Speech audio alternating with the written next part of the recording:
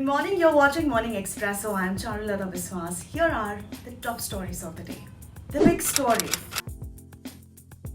There has been a steady rise in the share of COVID positive children below 10 years in the overall active cases since March this year, according to data available with the Empowered Group 1. Of every 100 active COVID cases, around 7 are of children. A source said that trend could be because of more exposure to the virus and more testing. Here are the stories you'll find only in the Indian Express.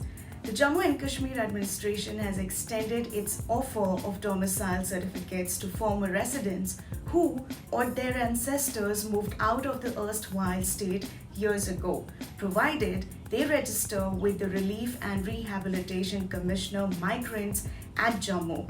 The response has been lukewarm so far. A camp held in Delhi saw only 3,000 turn up for applications out of the nearly 25,000 unregistered Kashmiri Pandit families. At the E-Adda last week, Olympic gold medalist Neeraj Chopra and bronze medal winning wrestler Bajrang Punia spoke on preparing in the time of the pandemic, on life after their medals and what needs to be done to support emerging athletes in India. Read more about this on IndianExpress.com.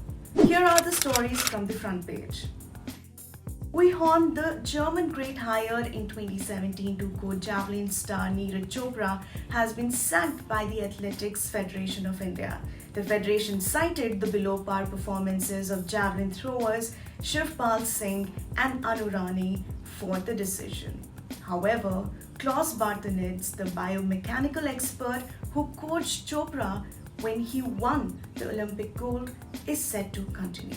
Reserving its interim order in the Pegasus matter, the Supreme Court told the centre to stop beating around the bush on why it does not want to file an additional affidavit into allegations of unauthorized surveillance using the software, and that it only wanted to know whether it has been used by the government by any method other than permissible under the law. Here are the must-reads. Red granite walkways with greenery all around, bridges to cross canals, stone benches at regular intervals, and ample lighting. A sample stretch of the Central Vista Avenue offers a peek into what the avenue would look like once ready.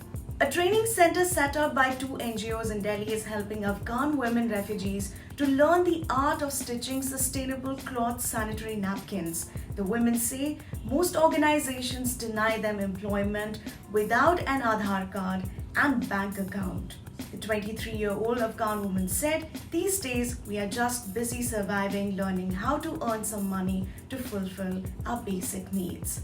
The Department of Telecommunications has received several objections from domestic telecom equipment manufacturers and trade bodies over the past 10 days for changing the definition of locally sourced products which qualify for public procurement, sources said.